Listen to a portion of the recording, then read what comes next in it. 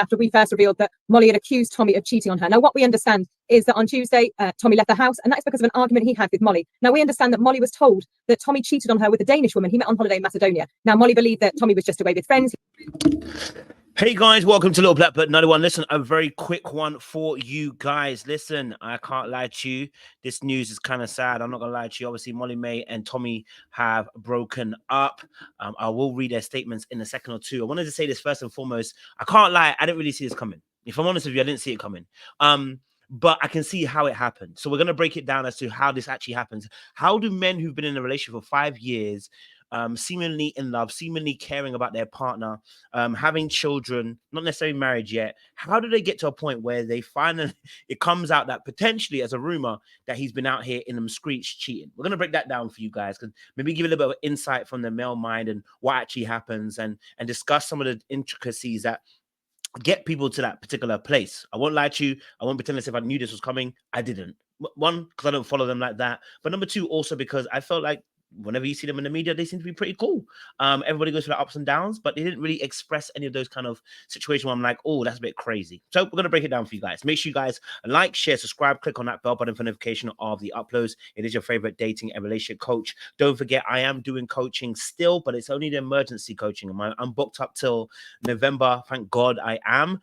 But if you do need some coaching, I have the emergency coaching slots down below. Make sure you reach down and sign up for that as well. All right, let's get into this, because I want to be able to explain what was going on, but we can listen a bit more to the video, them explain what actually happened with Molly May and Tommy Fury.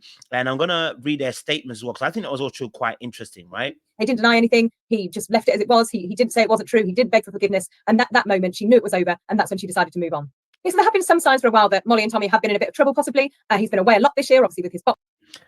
Ooh, baby, he didn't deny it, apparently. Anyway, that's apparently, allegedly. They're allegedly. But I think what's even more important is reading their actual statements, okay? Now, she says, obviously, oh, what a valiant roar, which is actually Molly May-esque kind of language. I can't lie to you. What I've watched of her on YouTube a couple of years ago, this is definitely Molly May kind of language.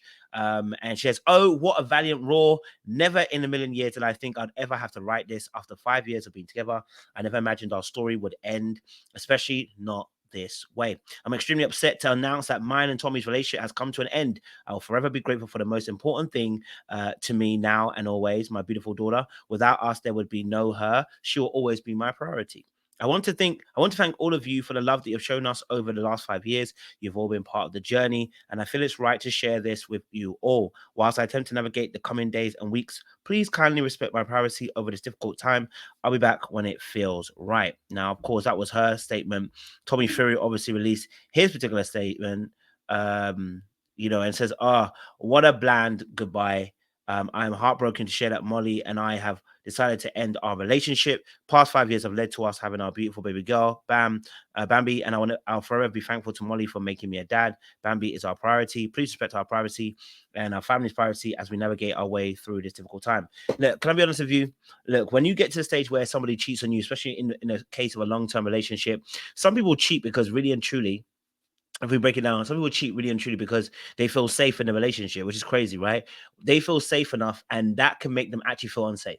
When people have not dealt with themselves and some of the intricacies that they feel within themselves, like abandonment wounds, a rejection wound, betrayal wounds, the safety of the relationship can actually make them feel like they need to sabotage, and they end up cheating actually as a way of sabotaging the relationship. It's too good to be true, and that can make people quit the relationship.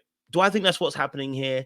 Not necessarily. I think, what happens to a lot of men is that first and foremost, we don't have social consequences for cheating the way that women do.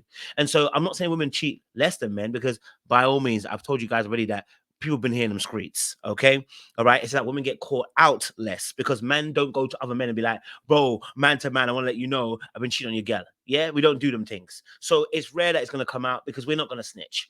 That's one aspect to look at it. But in reality, the situation between Molly May and Tommy, I do feel like what ends up happening for a lot of relationships is that people get into relationships, it's going well, they hit a rocky patch, right? And sometimes we lack the resources and the tools to be able to navigate these choppy seas that we're seeing right now. And so one of the easiest things to do is that whilst we're navigating the choppy seas is to begin to emotionally drift for one another. right? Now, what keeps you from cheating isn't necessarily that you're emotionally connected to your partner. That is the reason why you're out there, but that doesn't stop. That's not what makes you cheat. What makes somebody cheat is, if I'm honest, is a lack of discipline and integrity to self. And to cheat on some is to cheat on self. And it's actually an indication that you would betray yourself. That's the reality. That's the reality situation of cheating. Cheating is an indication that you yourself will betray you. And you've probably betrayed you long before these moments in other areas of your life. So cheating becomes an area you will cheat other people. Because you see, when you feel like people always abandon you, it's because you've abandoned yourself first. When you feel like people are rejecting you all the time, it's because you've rejected yourself first. One has to come to an acceptance and an understanding and a love for themselves. The Bible says that we should love our neighbor as we love ourselves, which means that I can't love you if I can't love you the way you need to be loved if I don't love me. And so I think a lot of times what happens in these relationships, especially for men, is that we don't even pay attention to the areas where we have neglected ourselves, maybe betrayed ourselves, maybe we have broken our own boundaries. We don't pay attention because we think it's a quote unquote an emotional thing, which I do think it is an emotional thing to a degree. But what you don't realize is if you don't pay attention to the emotional molecules and building blocks of your relationship that are required to make the relationship actually work, you're going to realize that very soon you're out there adrift at sea. And when you're adrift there at sea, there are sharks out there. And the sharks are your own temptations that you're going to want to do. The Bible says that no man should say that the Lord tempted them. No, because temptation comes from within. It comes from a desire born from within. So that should tell you everything you need to know. Cheating is not because of a person, although they can have an influence, right? It's a bit like, you know what?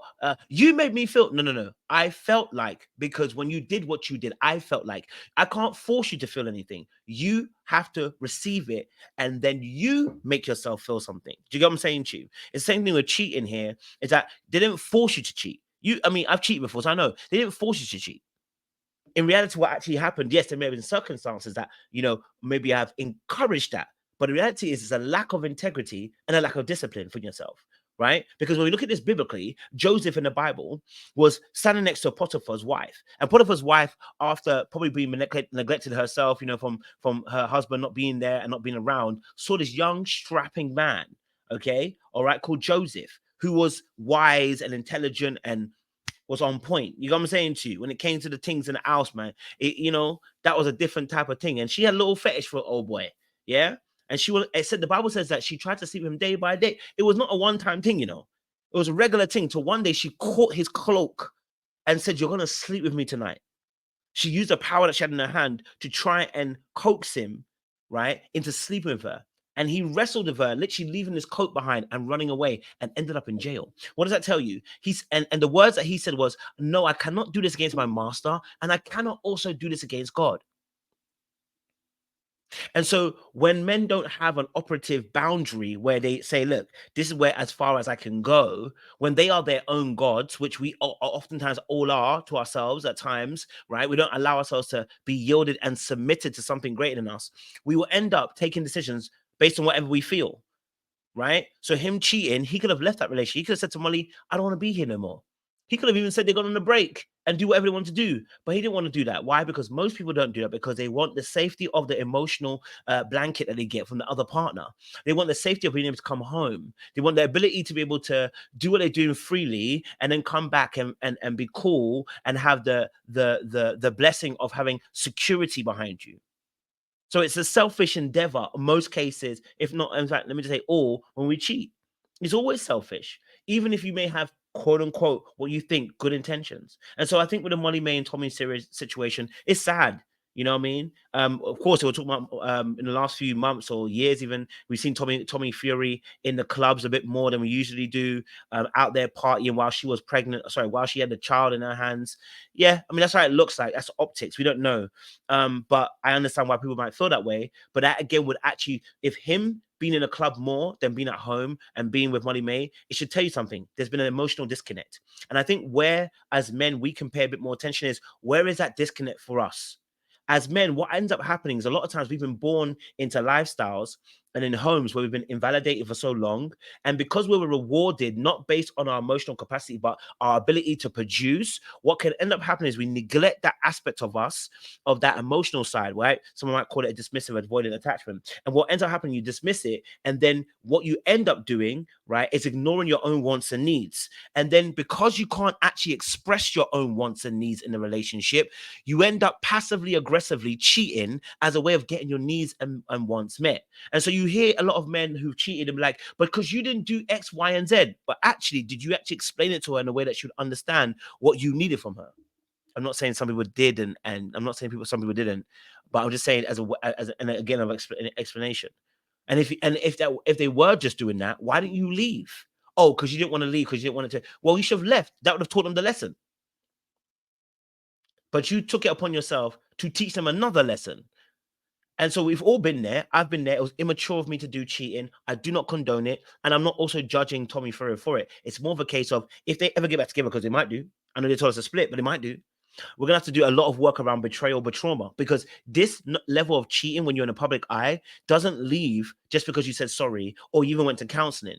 Because what's about to happen next is if you ever get back together again, the audience is going to look at Tommy and hate him. And they're going to look at Molly May and be like, don't be a fool. He cheated once. Let him go.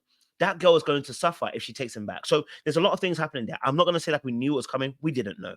Okay, we did not know. Okay, I think they, apart from probably one or two, like a couple of videos where we saw him with Chris Brown partying, that you catch anybody at any point in time in a year, and it looks like they're doing too much. Now, I think the only thing I would be a bit concerned was during the birth situation when he had to go and box. He kind of knew her birth times. That was my only thing why he wasn't there at the birth, because I was like, wait, you knew that your boxing, right, had a period of time, but you could have pushed that later on and waited till after your kid had come to fruition, because you can always say, listen to the fight, listen, hey, promoters, I'm having a kid, let's sort this out. Or you worked it out to the actual time where your child will come to birthing. So why couldn't we work out and arrange the fight time around that? But that's another thing. I don't know. It's just like I said, emotional connection is a very big thing.